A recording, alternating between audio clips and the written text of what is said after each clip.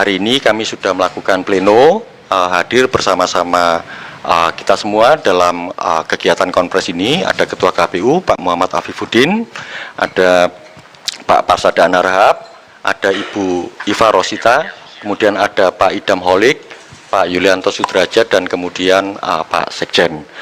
Ibu Betty kebetulan memang sedang menjalankan tugas, jadi belum bisa bergabung. Nah, teman-teman, terkait dengan perkembangan yang keluar pasca ditetapkannya surat keputusan KPU nomor 731, kami juga mengapresiasi respon, catatan, dan kritik dari masyarakat. Tentu saja keluarnya surat keputusan tersebut punya dasar dan alasan mengingat perkembangan-perkembangan yang berbeda. Meski demikian, tentu kami sebagai lembaga tetap berkomitmen menjalankan tugas dan fungsi kami sebagaimana prinsip pemilu secara transparan dan terbuka, tetapi juga tidak dapat mengabaikan Undang-Undang tentang Keterbukaan Informasi dan juga Undang-Undang tentang Perlindungan Data Pribadi. Nah, tetapi memang pasca pemilu ada perkembangan-perkembangan yang berbeda dan itu menjadi dasar kami. Nanti soal bagaimana kebijakan yang kami ambil itu akan disampaikan secara langsung oleh Ketua KPU. Setelah itu mungkin kita akan buka sesi tanya jawab, 1 atau 2 atau 3 pertanyaan. Setelah itu kami akan akhiri. Mohon maaf, kami juga harus jaga komunikasi kami. Mungkin setelah itu tidak kami sediakan untuk doorstop. Terima kasih, silakan Pak Ketua. Terima kasih Mas Agus. Assalamualaikum warahmatullahi wabarakatuh. Selamat sore, salam sejahtera buat kita semua. Salam, Om Swastiastu, Namo Buddhaya, salam kebajikan. Teman-teman anggota KPU yang saya hormati dan juga ada Pak Sekjen, teman-teman jurnalis, media yang senantiasa membersamai KPU menyampaikan informasi seputar perkembangan pemilu, pilkada, dan juga apapun yang terjadi di KPU. Pada kesempatan yang baik ini perkenankan kami secara kelembagaan dari KPU Republik Indonesia ingin menyampaikan berkaitan dengan perkembangan dari keputusan KPU nomor 731 tahun 2025. Pertama, KPU sebagai lembaga publik berkomitmen untuk senantiasa terbuka, inklusif dalam tata kelola informasi untuk pelayanan informasi yang lebih luas serta tidak membatasi akses masyarakat terhadap penyediaan informasi bagi publik. Kedua, KPU dalam dinamika beberapa hari terakhir berkaitan dengan keputusan ini 731 mengapresiasi partisipasi publik, masukan kritik publik dalam memastikan pelaksanaan pemilu yang berintegritas dan akuntabel serta terbuka. Pada dasarnya publik berhak memperoleh seluruh informasi dari KPU. Hal ini sejalan dengan Undang-Undang Nomor 14 Tahun 2008 berkaitan dengan keterbukaan informasi publik. Undang-undang ini bertujuan untuk menjamin hak setiap orang memperoleh informasi publik dan mewajibkan badan publik untuk menyediakannya. Selanjutnya, KPU juga dalam penerbitan Keputusan KPU nomor 731 2025 tentang penetapan dokumen persyaratan calon presiden dan wakil presiden sebagai informasi yang dikecualikan, sebagaimana kita tahu sebenarnya keputusan KPU tersebut didasari sama sekali bukan karena untuk melindungi siapapun. Peraturan ini dibuat terbuka dan juga dibuat untuk semua. Dan KPU murni menyesuaikan pengaturan di internal kita, apakah PKPU, Undang-Undang Pemilu maupun undang-undang terkait lainnya, karena KPU juga harus memedomani hal tersebut. Sebagaimana saya sampaikan, Undang-Undang Keterbukaan Informasi Publik Nomor 14 Tahun 2008 dan juga ada Undang-Undang Nomor 27 Tahun 2022 terkait perlindungan data pribadi.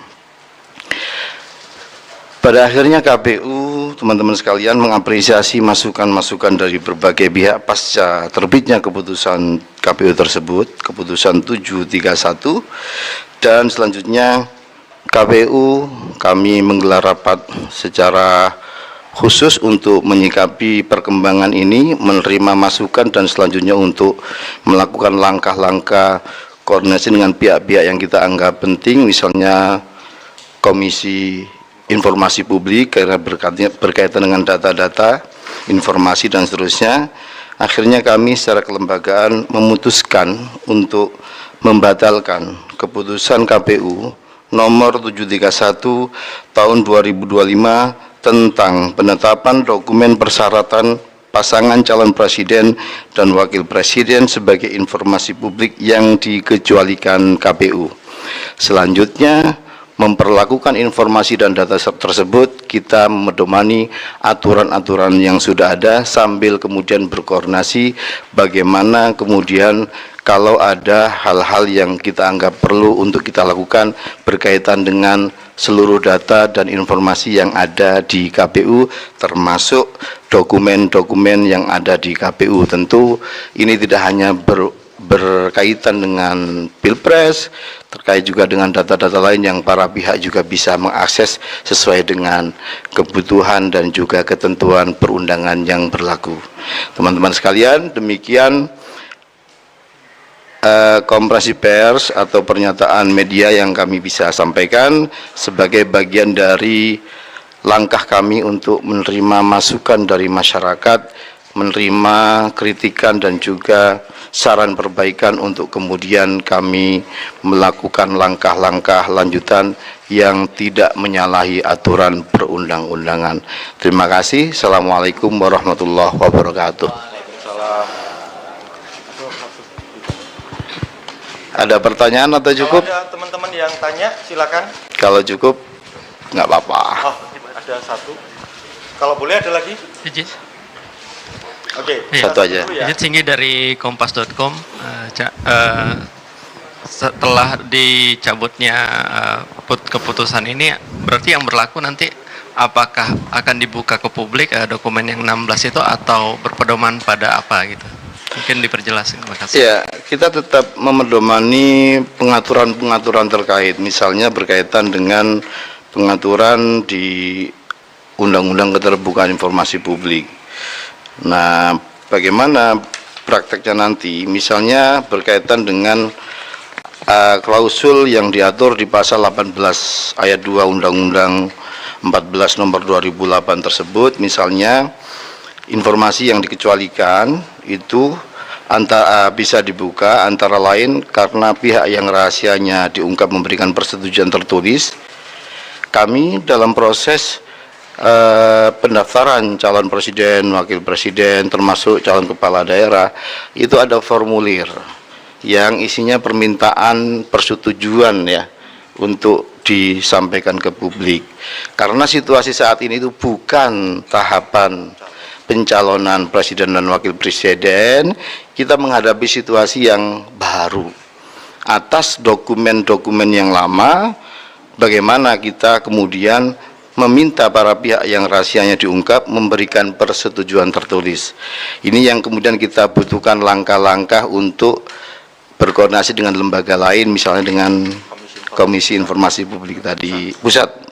Kemudian juga misalnya pengungkapan berkaitan dengan posisi seseorang dalam jabatan-jabatan publik, misalnya apa makna pendefinisian dari pengungkapan itu, apakah pertama terbatas pihak pemilik data atau lembaga negara yang memiliki otoritas seperti putusan kepolisian, pengadilan, dan seterusnya. Nah, ini yang kami harus koordinasikan berkaitan dengan pemahaman yang lebih komprehensif.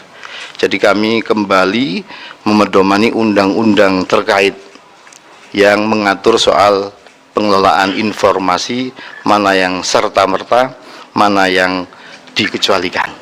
Demikian teman-teman sekalian. Satu lagi boleh. Bentar, pakai mic. Ya, izin, terima kasih. Saya Rohman dari Tirto. Ingin menanyakan apakah sebelum ada keputusan untuk pencabutan ini, apakah memang ada diskusi dengan pihak terkait, misalnya dari pihak istana ataupun dari DPR misalnya? Ya, teman-teman, tidak ada diskusi Mas Rahman dari pihak yang tadi disebutkan. Yang ada istilah uji konsekuensi yang banyak kemudian di internal kita bahas dan kita merasa perlu mendapat perspektif dari pihak lain juga untuk kemudian memperoleh pemahaman yang lebih menyeluruh berkaitan ini. Jadi ini murni bagaimana kita mengelola kemudian memperlakukan data-data yang ada di kita dalam situasi saat ini. Jadi bukan untuk mengatur pemilu 2029, bukan. Ini murni bagaimana pengelolaan data ini. Hal-hal yang berkait ada kekurangan dan lain-lain itu kami ingin segera perbaiki. Dan teman-teman sekalian, sebagai akhir dari konferensi pers pada siang sore hari ini, kami dari KPU juga mohon maaf atas situasi keriuhan yang sama sekali tidak ada pretensi sedikit pun di KPU untuk melakukan hal-hal yang dianggap menguntungkan pihak-pihak tertentu. Seluruh peraturan KPU yang kita buat berlaku umum, berlaku untuk siapapun tanpa pengecualian. Demikian yang dapat saya sampaikan. Terima kasih teman-teman sekalian dari jajaran komisioner, teman-teman dari jurnalis. Terima kasih yang senantiasa membersamai KPU untuk menyampaikan informasi ke publik dengan cepat dan baik. Mohon maaf ada kekurangan dan kealpaan. Assalamualaikum warahmatullahi wabarakatuh. Baik, terima kasih. Terima kasih. Terima kasih teman-teman.